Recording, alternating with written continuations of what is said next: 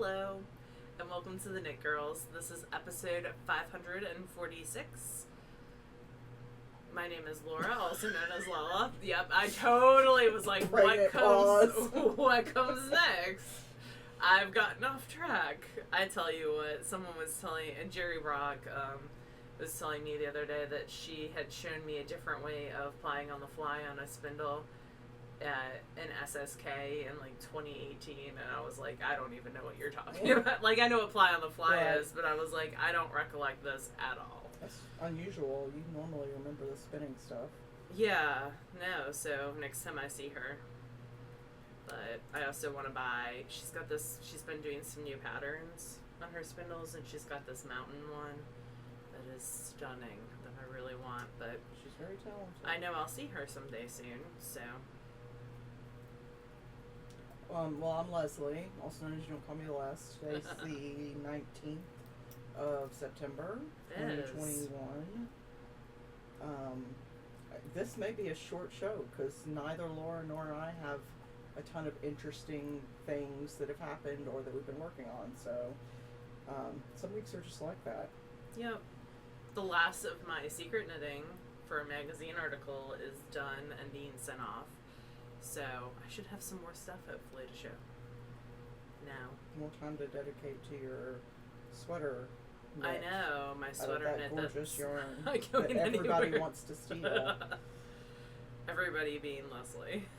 No, there were several YouTube comments about people who were willing to take that off your hands. That's sweet. Should I start since Go we're for already it. talking about my stuff? So let me pull out the sweater. It is taking me approximately an hour to do one row on the sweater, so it is one row further than y'all saw it last week, but it is a smidge further. So this is, look, you can actually see, like, there has been some growth. So the way this stitch pattern works is a herringbone stitch, so you're knitting through two stitches, either through the front loop or through the back loop, and then scooching them off. And I have 8 rows of that to do. It's cool how it's developing on the back too. Mm-hmm. It's different than just stockinette, so it looks kind of cool. So it's getting there. I just went past the stitch marker, so it's not getting there very fast, but it's getting there. So I have 8 total rows of this, I think, to do, and I'm into the 4th, so not terrible. And there was 1 row to set it up at the beginning and the cast on. So it's got like a 1/2 inch. I'm enjoying it a lot. It's Beachcomb by Tiff Nealon. I'm knitting on size 7 needles using this hand spun. So yeah, I'm enjoying the fact that I will get a finished object out of this. Right now, the herringbone's not jamming for me. It is a bottom-up sweater, but once I get past this herringbone, I think it'll just fly off the needles, because I think I only have like 11 inches of stockinette or something, and then I'm at the divide point, so it will go fast once I get past that point. And then what I was just working on is I cast on a sock out of some Knit Picks Felici, because I did not have to wind it, because I have something on my winder right now that I need to wind off. So yeah, it's just their very softly spun yarn, sock yarn that self-stripes. It doesn't wear all that great. I'm actually wearing a pair of socks out of it right now, but it'll be cute for Halloween. And how often do you really wear, like, Halloween socks? I mean, I feel like you wear all your socks year-round. I do wear my Halloween socks year-round, but maybe less so with these ones. But yeah, so this is deep stash yarn. I can't remember what year this was. It's at least 3 years old, I think. So it's a superwash merino, nylon, light twist. Light twist means it's going to be more drapey and less springy and hard wearing. So yeah, and I have it in my little Fat Squirrel cat bag from last year or the year before. My my black cat bag. So, it's Halloween time, y'all. Even though it's 85 outside, it's time for Halloween. So, I'm excited. We have a Halloween craft all the things going on. And we'll talk about that a little bit more towards the end of the show. I'm going to work on the sweater, though. I'm going to make myself work on this because maybe I'll get half a row done over the course of... It's ambitious. That we're going to be recording for half an hour. We'll see. So the only thing that I've been working on knit-wise is the Camino bubbles by... What's his name? I think it said their name. Oh, Kieran Foley. Oh, nope. I'm a liar. That's not who I thought it was. I don't know pronouns on that. I believe Kieran is a he, him, but I could be wrong. Please correct me if I am. So, it's about 16 inches from the cast on. It's the drop stitches sort of qualify as lace, so it looks kind of like cat barf until you block it. But it's got these nice bubbly. It's got some really cool texture to it. Drop stitches. So, I'm enjoying the process of knitting this, and it's very brainless. Like, I don't need to look at a pattern on every row. It's just I haven't dedicated a ton of time to it this week. So the thing that I have put most of my time into this week is cross stitch, and I might finish this tonight if I really hustle. Oh, it's the one with all the dots. Yeah, that's what's taken for friggin' ever because there are like 30 different colors, maybe more than that. And some of them are very slightly different. Buffy's like, why won't you play with me right now? There are 4 shades of yellow. Oh, wow. There's a bunch of different reds and blues. So, I'm mostly done at the top. I've just got 6 more dots to do here at the top to sort of join it together. And then at the bottom, I've got to fill in. There's maybe a dozen, maybe more dots there. So. And this is for a coworker for Christmas, right. Correct? I have 5 coworkers that are in the little group department. Yeah. So I'm going to. This will be the 3rd of 5, and I might actually add one more to that group. He's a VP, but I don't work directly for him anymore, but I still interact with him all the time, and he's very funny.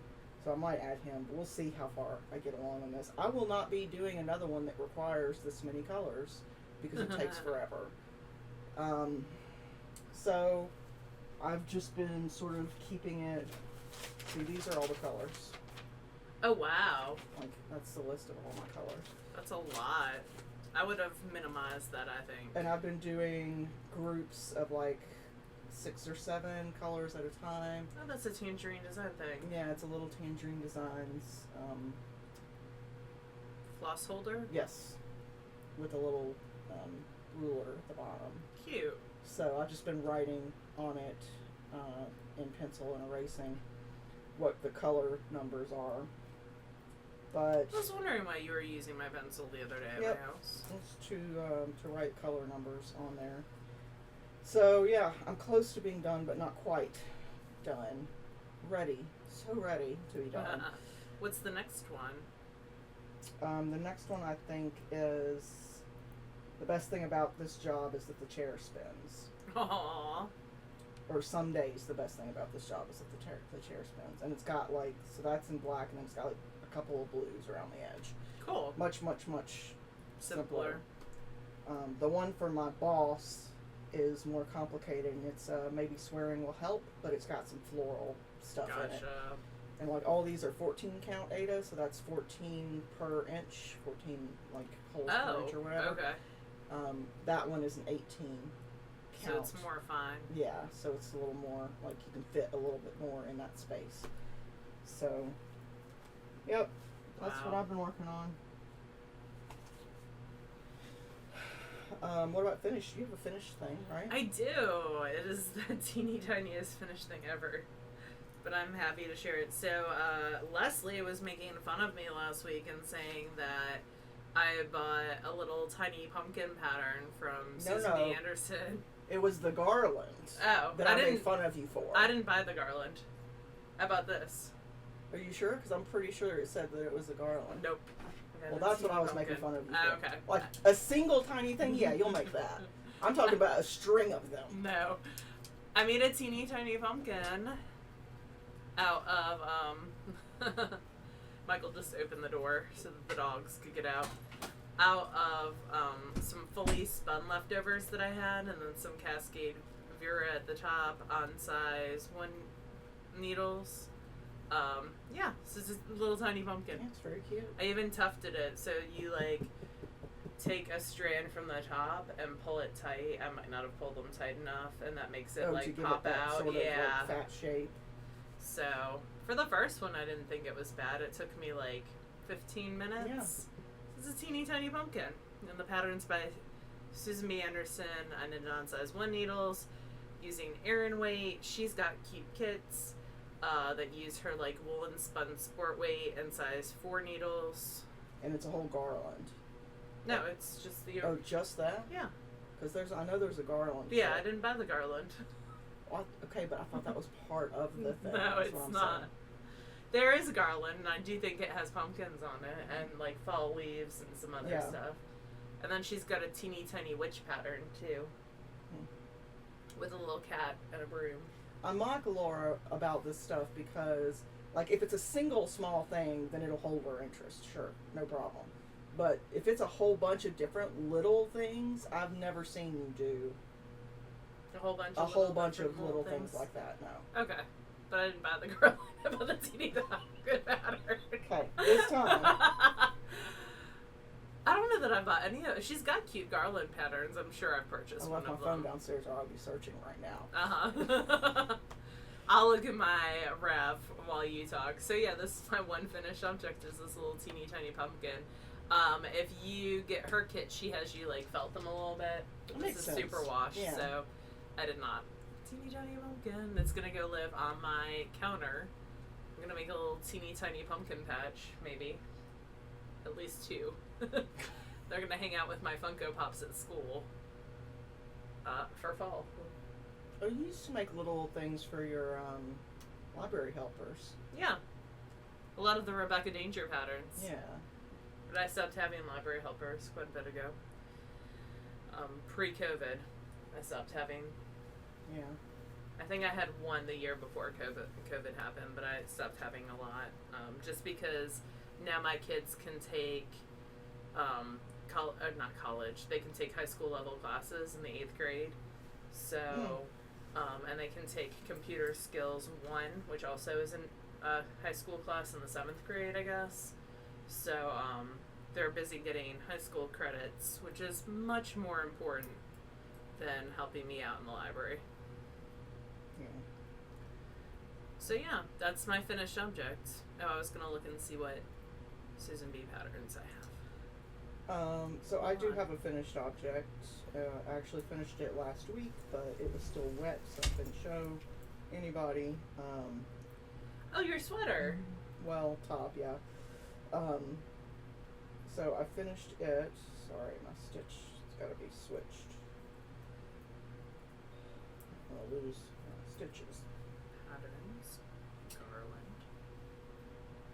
So this is the what is it called? Meonin Tea by That's pretty. Cecily Glowick McDonald. And you've woven in all the ends. I've woven in everything. Ends. Because of the way the back is done versus the front, I can tell you that this is the back because it's slightly higher than the front. It fits. I do need pictures with it on, but I wasn't. It's been raining and it has been raining here. Yeah, a lot. Time. So, yeah. It is knit out of Quince & Company Sparrow, which is a linen, 100% linen. So it was a little rough on my hands. So I had to take frequent breaks so that it wasn't so much, like knuckles and wrist didn't get sore, because it doesn't have that natural stretch that wool does. Yeah. But yeah, I'm happy with it, and I'm much more likely to wear something that's linen than I am with something that's wool, just because I tend to run hot. So, another summer piece for me, which I'm happy about. If I were to knit it again, if there was anything I would change,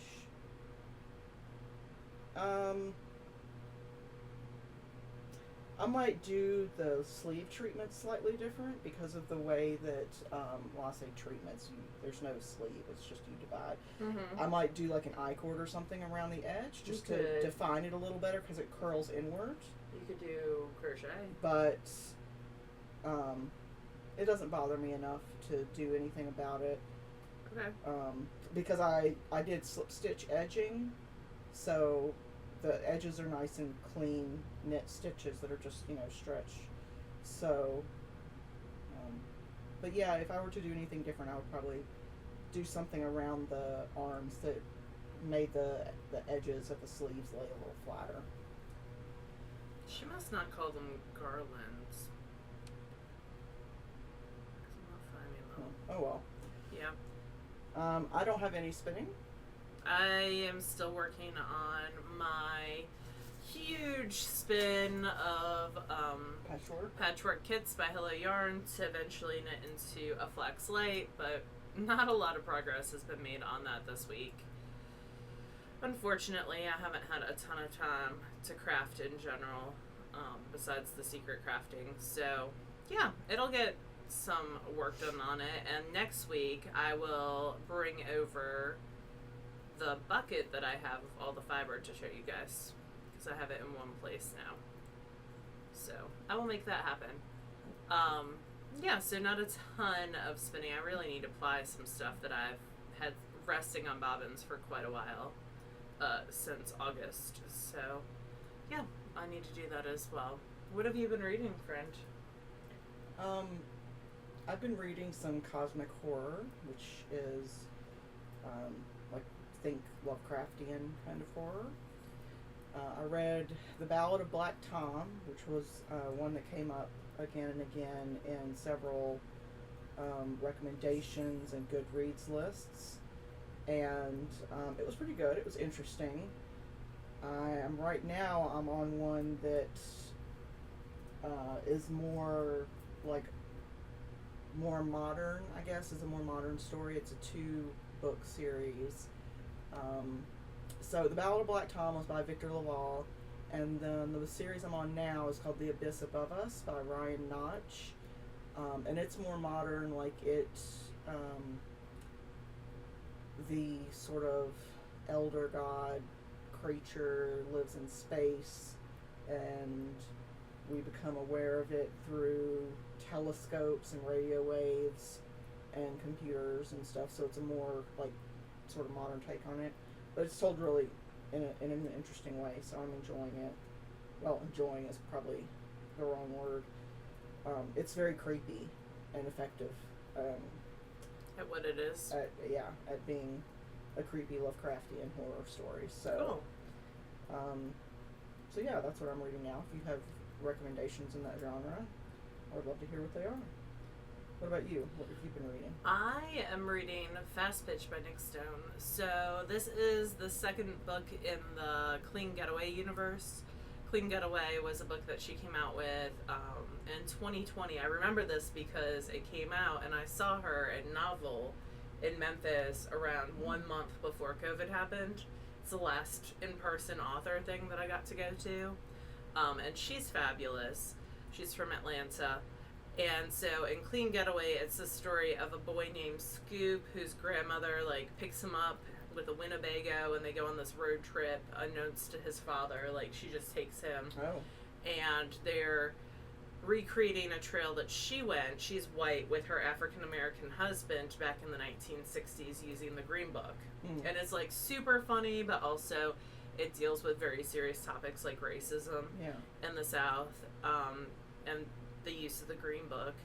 And so really, really good. Highly recommend that. And this is in the same universe.